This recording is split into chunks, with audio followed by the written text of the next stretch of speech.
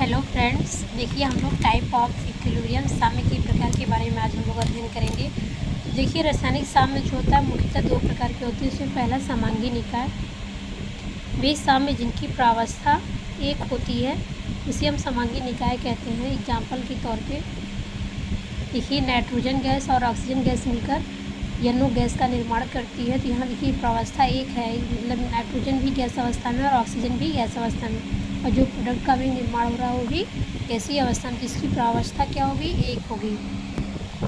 अभिक्रिया की प्रावस्था एक है, अतः यह समांगी निकाय है। देखिए विषमांगी निकाय किसे कहेंगे, हेटेरोजीनियस इक्विलिब्रियम। तो वे साम्य जिनकी प्रावस्था दो या दो से अधिक होगी इसे हम विषमांगी निकाय कहेंगे। जैसे यहाँ पे देखिए कैल्शियम कार्बोनेट सॉलिड स्टेट में है और ये कैल्शियम ऑक्साइड प्राप्त हुआ है और कार्बन डाइऑक्साइड गैस का निर्माण हुआ। तो इस प्रकार से इसका जो प्रावस्था यहाँ पे देखिए एक प्रावस्था है, कैल्शियम कार्बोनेट सॉलिड स्टेट में है और यहाँ कैल्शियम ऑक्साइड सॉलिड स्टेट में है और CO2 गैस स्टेट में है। तो यहाँ क्रिया की प्रावस्था की तीन अवस्था है, मतलब क्रिया के पहले वो सॉलिड स्टेट में है और क्रिया के बाद सॉलिड और गैस स्टेट में कन्वर्ट हो गया। तो यहाँ पे क्रिया की प्रावस्था क्या होगी, तीन प्रावस्था होगी। इस प्रकार देखिए विभिन्न समांगी साम्यों पर द्रव्यानुपातिक क्रिया के नियमों का उपयोग किया है। देखिए समांगी साम्य मुख्यतः दो प्रकार के होते हैं। केमिकल इक्विलिब्रियम, इससे पहला देखिए डेल्टा एन इक्वल टू 0 या जिनमें अभिकारक के उत्पाद की मोलों की संख्या समान हो। मतलब समांगी निकाय में जब डेल्टा एन की वैल्यू 0 होगी, जिसमें अभिकारक और पूर्ण मोलों की संख्या जब समान होगी तो डेल्टा एन की वैल्यू क्या होगी, 0 होगी। और डेल्टा एन की मान 0 नहीं होगा, इसका मतलब दोनों अभिकारक और उत्पाद की मोलों की संख्या भिन्न होगी, तब ऐसा होगा। और फिर जब पॉजिटिव होगी जिसमें उत्पाद के मोलों की संख्या जो होगी अभिकारक के मोलों की संख्या से अधिक होगी, और निगेटिव होगा तो उत्पाद के मोलों की संख्या अभिकारक के मोलों की संख्या से कम होगी।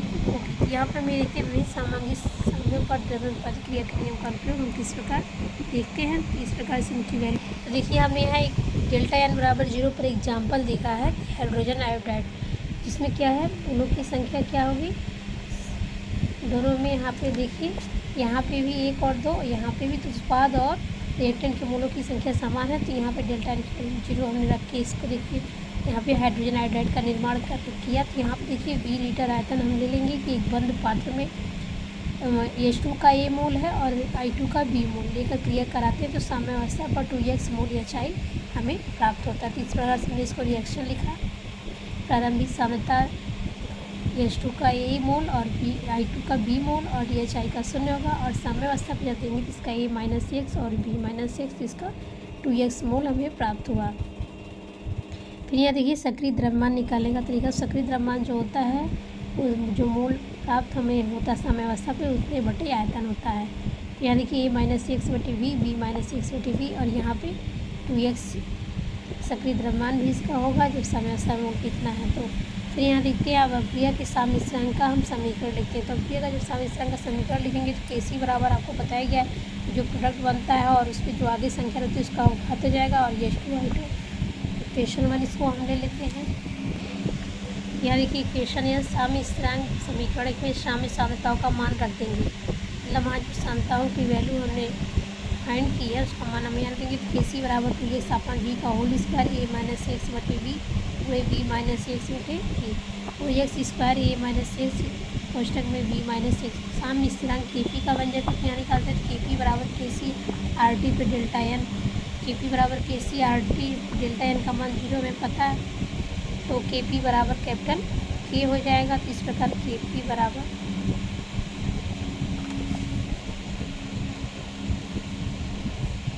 यहाँ हमने ये Kc की वैल्यू रखी हुई है। ये चीज़ ध्यान दीजिएगा कि हमने यहाँ Kc की वैल्यू फाइंड की। यहाँ पे ये मान या 0 है तो यहाँ 1 हो जाएगा, और ये Kc की वैल्यू है, C नहीं है। तो इस प्रकार से Kp बराबर 4x² बटे A -x into B -x। तो ये बताएगी कि मतलब जब डेल्टा एन की वैल्यू 0 होगी, ये बताएगी कि जब डेल्टा एन की वैल्यू 0 होगी तो Kp बराबर क्या हो जाएगा, Kc हो जाएगा, और इसी प्रकार से हमें ये समीकरण प्राप्त हो जाएगा। तो HI के निर्माण में अभिक्रिया के साम्य पर ताप, दाब और सांद्रता का क्या प्रभाव पड़ा, इसके बारे में हम देखते हैं। पहले देखते हैं सांद्रता के परिवर्तन का क्या प्रभाव पड़ा। तो देखिए सांद्रता के परिवर्तन का यह प्रभाव पड़ा कि जब ये हाइड्रोजन गैस की सांद्रता बढ़ाते हैं तो अभिक्रिया का साम्य जो है अग्र दिशा में विस्थापित होता है। इससे HI की सांद्रता बढ़ती है और I2 की सांद्रता क्या हो जाती है, घटती है। देखिए Kc की वैल्यू ये है, HI का बड़े कोष्ठक के अंदर होल स्क्वायर और H2I2। हमें देखिए ताप परिवर्तन का क्या प्रभाव है, उसमें मतलब टेम्परेचर का।